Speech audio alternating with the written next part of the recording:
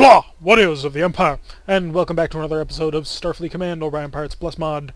I am Rear Admiral Tirak of the IKV Vengeance on the Klingon campaign to resubjugate the Hydran Star Kingdom, and we have come off a pretty rough loss. The Azula and the Insufferable both annihilated in glorious fireballs to what was essentially 3 light cruisers. We got swarmed by fighters. We didn't follow our doctrine of hunting the fighters down first, and it came to bite us. So we are now limping out of there, limping back home, and heading into dock to resupply. It's 141 damage. We currently have essentially 1200. I'm going to check the shipyard just quick right off the bat to begin with. See if we can't buy something even bigger. And E7 would be 4 disruptors, 4 missile racks, 4 phaser X's. How is that like a new heavy... I don't know. C9 is a dreadnought X-type. No, kind of outside our budget range. BTX is a station. FD7X is probably like a, I want to say drones? No, just a regular battle cruiser. But fewer disruptors than what we've got. We are, of course, in a C7, but the X series has finally shown up. So we got to start paying attention to whether or not we have opportunities to jump into something bigger. And I'm really not seeing it. So we will take this opportunity to patch up the supplies, restock on admin shuttles, restock on all the missiles, because we burned through most of our magazine last time while we were running in fear. Put ourselves back up to full Marines, back up to a decent number of spare parts, and we don't need so many mines. And all that cost us around 300. So we're going to... I have no idea what a deep space encounter is, so we're going to take it! And hope that it isn't, like, horrifically awful for us. I think it's just that we are, like, super far away. But I could be wrong. Hit the red alert. IKV Fury is with us. It is a D5. D5 cruiser we know very well. We flew one for a little while after we lost the D7 fleet before we got into the big old C7. Very nice ship. Nice balanced power systems. And how is he fit? He's fit basically as a standard one. So any sort of NK. I want to say that's diplomatic, but I'm not really sure. Not that it really matters. As we soar into, well, not actually combat because there's no enemy. But fly towards something. We'll prep a scatter pack. It gets refunded if we don't end up using it. And yeah, really not seeing anything. But then again, we are staring off into the corner because we locked onto something with our camera and I forget what the key to unlock is. Not that it really matters. If we need to, we can just turn off the camera lock so it fires, so the camera aims straight forward. But I like looking at the awesome background and seeing friendlies in the far, far distance. So we're going to pick up speed, get up to maximum power. We're also going to take this opportunity to go reinforce forward shield, like so, and just sort of see what shows up. HNH, it's a frigate. Could it please be only the frigate? Because I would be very satisfied with that. We are, of course, getting sensor data from the Fury. It is a little bit further forward of us. Our normal maximum sensor range is 100. Anything beyond that, unless it's like a planet or something, we can't actually see. So Fury is relaying information back to us using his own sensors. Fun little we are one big happy fleet moment there. But we are now able to take over our own sensors. Scatterpack is ready, and this might be it. So let's speed up time to get in a little bit closer. And there is no other enemies on the screen. And just to quickly double check something. And paying attention to the time. Yeah, so just find him, kill him. K-Lance? Oh, he must have dumped fighters. So, yeah, this is not going to be much of a fight, quite frankly. Yeah, it's an X-type frigate, but, I mean, look at what it's equipped with. Really kind of tells you that the Hydrans are not on the front foot when it comes to operational tempo.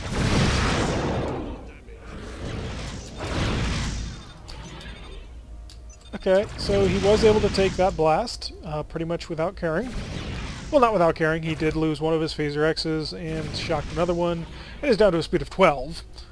But he didn't die in just one glorious fireball, which is kind of what I was hoping. I think diplomatic transports have a single fighter that they drag along with themselves. So that's a mission, for whatever that's worth.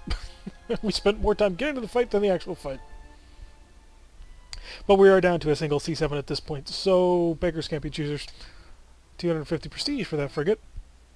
I don't know. And we'll take a mission, try and push out our influence once again. Demonstrate that no, just because we lost one part of a battlecruiser squadron doesn't mean we are totally cowed. Shields to attack standard and weapons to preheat. I love the Klingon voiceovers, they're great. We are being escorted by the Red Blade here, who is a very interesting light scout design. And once again, prep a scatter, just in case, because you never know what might jump us. And pump up the shield. Although I do notice that I tend to forget the scatter when I end up needing it, and remember the scatter when we just go up against freighters. So, maximum speed on the clock. It is just a single freighter, okay. Are you equipped with, say, I don't know, a gigantic plasma beam? No. No, you're not. So, we really irritated someone at Klingon High Command. They're just giving us this crap patrols. Yeah, go fight freighters and knock over frigates. Which, to be fair, we don't really mind bullying things, but, yeah. Ooh, that's nice. Especially because hydrants are purple and we're in purple space, so yeah. I like that background. I might want to look into making some of these like my desktop background, because they're really nice. Taking the position, securing our influence in the sector, allowing us to push forward and cause some damage. We don't want to ignore that planet for too long. It is not a homeworld or anything, but oh crap. That planet's not a homeworld or anything, but it's still an economic center, and we have been not jumped, but things... Okay, we're a lot closer than we intend to be normally. So, shields to maximum reinforcement. Convert a shuttle to a scatter pack, and we're probably going to use it this time. One heavy cruiser, freighter, 4 freighters. I just want to check, which direction are you traveling? You are indeed traveling towards us, okay. That works for me. And he's firing his fusion beams on maximum range. Disruptor select. We're going to open fire. And we got killer bees. So we are, of course, going to pay attention to the doctrine. The doctrine, of course, being kill fighters. Kill fighters, kill fighters. When we ignore the doctrine, we get into trouble. When we pay attention to the doctrine, we do fine. Okay, he is a command-type ship. His fighter escort probably isn't going to be super heavy, as we've seen, but he does have a nice mix of weaponry. We have punched through his forward port shield, which does leave an important vulnerability. Disruptors will be online very shortly, and we will take a point-blank range shot with them, just to weaken things even further. Turn us around, get the rear phasers involved. Congratulations, people, we have wiped out his entire port-side shielding. I don't think he's long for this world. That may be incredibly optimistic of me, but it does occur to me that if you don't have an entire port-side shield and you're facing 3 enemies and you're just the one, you might have some problems. Of course, we are now in a bad position to be here, because point-blank range against a fusion and Hellbore armed enemy is not a place you want to be. But he has exposed his sides to us. I'm very, very tempted to do a crash stop. The Maverick maneuver has served us well on the few occasions that we ever employ it. The Maverick maneuver, of course, being crash stop. Because we hit the brakes and he flies right by. Right in your face. Excellent. Woohoo, that was close, man. Too close. Alright, so that's gonna be that. Now it's just steadily wiping out freighters. I guess that's a Q ship because he's maneuvering outside of normal formation.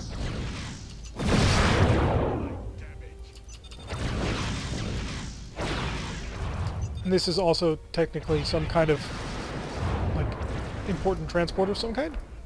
It's not like the big proper heavy freighters which have, like, no health whatsoever and no speed. Although these guys aren't exactly booking it.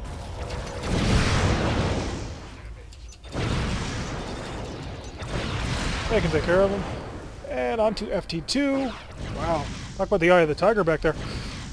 And, wow. So many missiles. One of these days we will do a Marak campaign. And there will be a glorious number of missiles that just fly everywhere. He's the last one. He was indeed a Q ship, FQS. He's got twin fusion cannons. And, well, not really a decent phaser armor, but just twin fusion cannons. That's his deal. Oh, I have apparently been deafening everybody. There we go. Now the sound is at a much more believable level. And once again, we have that gorgeous background while the game loads. There we go. Secure the position. And poke. Mission. Planetary assault. Kind of want to avoid that. I was hoping for more of a stealth cappy thing. Especially since we're not exactly at, like, full power. We got a single heavy cruiser on scope, and we are alone. I really should do this before I go marveling at things. The thing I want to marvel at was this screen, because it tells me it is PL-17. Maybe it doesn't have phasers? I hope it doesn't have phasers. Because if it doesn't have phasers, this can be relatively easy. Assuming, you know, this isn't like the most evil thing ever designed. Could be. I mean, I wouldn't put it past the game designer and Firesoul to suddenly create like Uber ship, but I don't think it is. Doesn't even look like a monitor, although we really don't see monitors very much. Alright, he is quad Hellborn armed, so we will go to our ECM menu and we will say, give me just a little bit. Now, Hellbores are not particularly weak to ECM. They're sort of the opposite of photon torpedoes. Where a photon torpedo, if you have any ECM on, forget it, you're not going to hit. Hellbores are literally the opposite of that. They will attempt to hit regardless and be fairly accurate. They also, if they hit an ESG, automatically hit the ESG. By which I mean, so if you're a Lyran and you have an expanding sphere generator, oh good, he missed, and he fires a Hellbore and it crosses through the sphere, it'll automatically deal damage to it, to the expanding sphere generator, which is amazing. It is such a good weapon, I feel. Now maybe I'm like missing some kind of super important problem with it that like totally makes it worthless, but I really don't think I am. Okay, we took a hit. He has turned to deal with that, and we will press on against his fighters. It's a group of 3. Okay, so all his fighters are dead. So now it's just me and you, buddy. Me and you. So we will dump a scatter pack. We're trying to get him to launch his Wild Weasel now, rather than later. Because if he launches it now, that'll leave him vulnerable to follow-up scatter packs, follow-up missile barrages, and let's see what you do with it. He is going to let it come in. Yep, there it is. And we have a full complement of missiles getting ready to fire again. So we're going to sort of swoop on in here, slow down just a little bit, because no, we won't. I thought I wanted the power for my other systems, but I would much rather be able to maintain a bit of a speed. Okay, we punched through. He has not. And side phasers. We are dealing damage through the system now. We're going to have to run this over. Good, we didn't take it on our weak shield. There we go. No, stop! Stop doing that. If he does that too much, we will lose all important shielding. Switch to portside reinforcement only. And dump 4 missiles in his face. See what he wants to do with them. Ow. So remember when I stopped reinforcing the forward shield? Bad stuff happened when I stopped doing that. Ow again! Hellbores, not nice weapons. Okay, we want to slow down right now. The reason why we want to slow down is because we want him to pull away from us, so we can open up with another scatterpack missile boat. Give me the range, give me the range, give me the range. That's the range. He turned immediately into it. Now he won't have any Wild Weasels left anymore, so we are going to also open up with our normal barrage. That'll put a 10 missile barrage in the air that's going to hit in relatively quick succession. We're out of missiles, by the way. Do you seriously have another... Crap. So the last of our missiles just got fired, and he had additional support. Stabilizing the warp core. Patch that. Patch that. We have no frontal shield, which is not great. And we weren't able to punch through. We are, however, going to switch to forward starboard shield reinforcement. We're going to tuck in... Oh, crap. And I guess he wanted to just switch sides? I'm not really happy about doing that because he's got those Hellbores, and Hellbores hurt. Oh, I'm a fool. I'm an idiot! This is gonna hurt. Please stop hurting me. I want to win the Planetary assault. I don't want to be punished for being greedy. Ugh. Seriously, those fusion cannon blasts, or not fusion cannon, but those Hellbore cannon shots are just brutal. We're down to 3 shields. Not good at all. Forward port reinforcement. Unless I can switch over. I do want to switch over. He's doing one heck of a speed boost. Almost 20. Which means we've taken a lot more damage than him. Switch over to front starboard. And switch off front port reinforcement. We will continue to speed up until we have enough energy to fight him properly. Oh, I know what he's doing. Crap. He's going to go out, he's then going to turn back into us and fire his Hellbores again. Because we don't have shields for this. Reinforce all. I need to get on his tail and quick. Continue the repairing. And patch one of our phaser 1s. We're out of missiles, right? Yeah. So that system, I don't care if it gets damaged or not. There's his turn. So we are still dumping 1 point of power into that defense shift. But I'm going to see if I can't speed up enough to maybe keep away from his nose. No, it doesn't look like that's gonna happen. I hate Hellbores so much. Because I wish I had them, and I don't. And I don't get them because, well, they're Hydran and... Can you imagine Klingons with Hellbores? New meaning to multi-vector assault.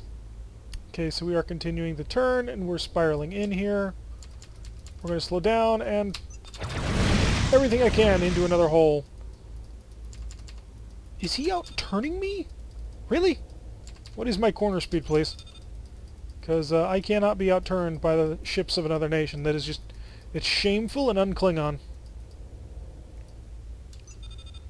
So I need to hold here, right here, where I can continue to fire through that down shield. And as long as I can get through that down shield, it doesn't matter. Life will be good. Just a little bit more.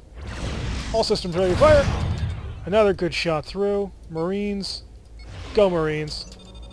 Now I am exposing an open shield, but I'm also protecting it, in a way. I mean, if he has Hellbores, he can't use them on me. Okay, shields back up. We are recharging pretty much everything right now. We do have an advantage on the troops. So excellent work there, soldiers. And come on, a little bit longer so we can get another... Stop trying to hit me with things. How many Hellbores do you have left? I think he's got 2 ready to work.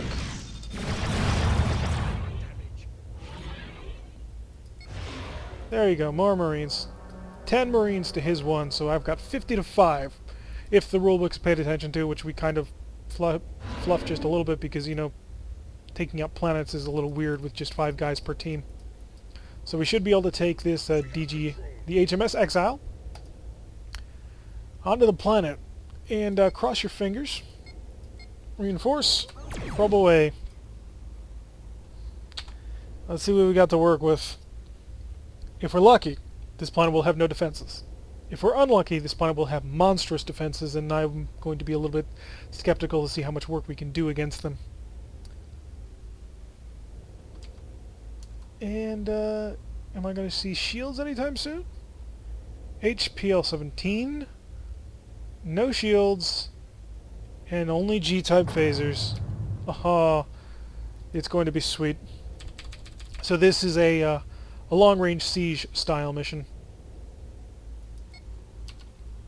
Our orders are to stay outside the range of his G-type phasers and just shell the crap out of him. And that'll be, you know, good enough. Any closer and we can get annihilated, but as long as we stay at a nice decent distance, he can't really hurt us. And that's what makes these kinds of planetary assaults good things. Almost into range. I just realized I should be going faster because I can. Almost into range. Almost, and range. And now we slow down.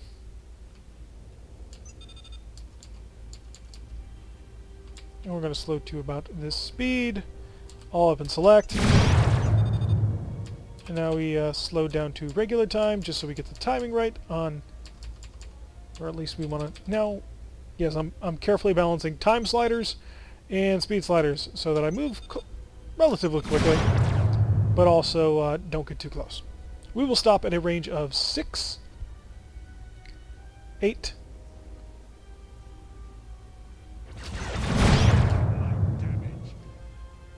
and I stopped there because I thought for a moment that we were being fired on with things, but no, this was the destroyer that we captured, or heavy cruiser that we captured.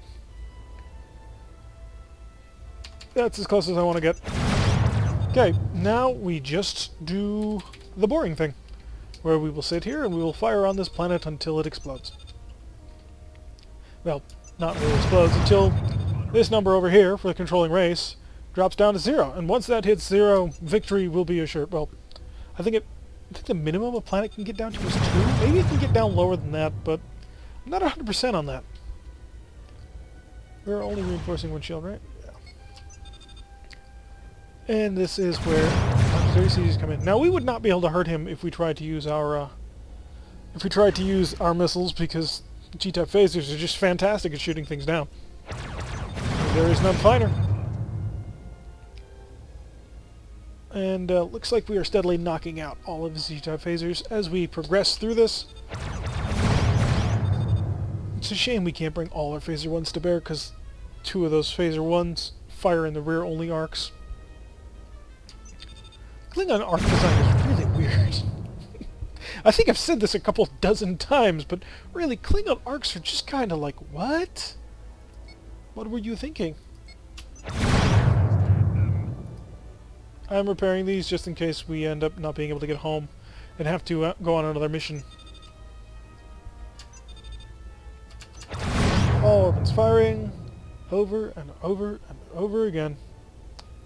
He is down to a single phaser G, which he is patching, so I don't think it's even active right now. Well, we just shell the crap out of everything. They no longer have any shuttle bays, no tractor beams, no transporters. Their ECM is yellow, which normally would mean that it's like being shocked or is taking like flash. But for some reason, I'm noticing that this is like really common, that ECM goes yellow, and I'm kind of wondering if it's like a glitch or something. Like it should be black like the rest of them that's been destroyed, so it's hollow black, and it's just not for some reason. But I haven't looked too far into it. Not that I'm probably ever going to. I'm not really a mod maker. I'm a mod consumer.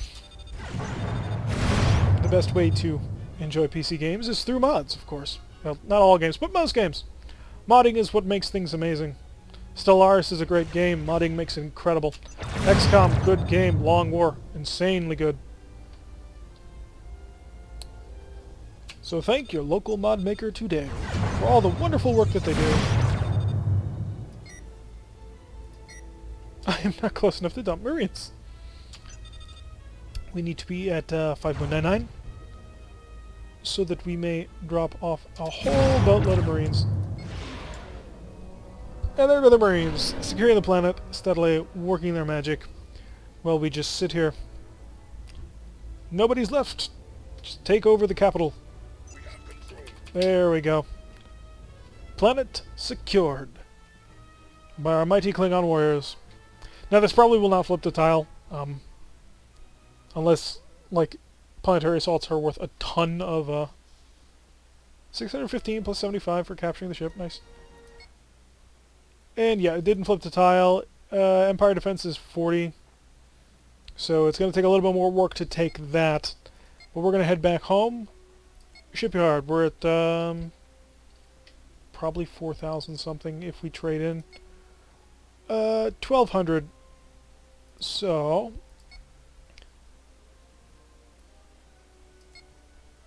4,005 is a C7X, which is our cruiser except Xified.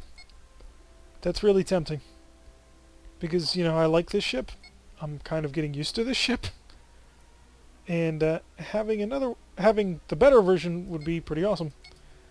C8X is a dreadnought. The date introduced is, of course, runs off the thing so that it can tell us the partial advanced technology refit. Although I think that if they change that to partial X refit, that would be perfectly fine for me. And that way we could keep the date introduced, because it's kind of important information for telling me how old something is. And rule of thumb is, the older it is, the worse it is. Just, it's not good.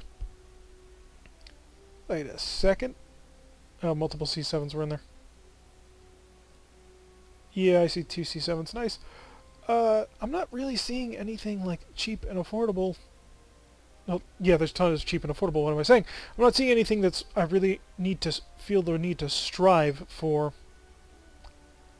So, you know what? We're going to keep it for now. It's a good ship. It serves us very well. So we're just going to patch it. We're going to continue to fight with it until we really find ourselves totally outclassed. And hopefully by that point we can buy a Klingon battleship. Because, you know, Klingon battleships are where it's at. We're also going to have to spend quite a bit of cash on refitting the whole ship. There we go. But anyway, that's been an episode right there. A decent amount of work. Did another successful planetary assault on this. Managed to secure a little bit more Klingon territory, pushing down to reduce their economic income and all that. So we're doing pretty well. Despite the loss of the Azula and the Insufferable, things are looking okay. And we have a decent amount of prestige that we're saving up to get something really big, probably in the next couple of years, because it's 2,300.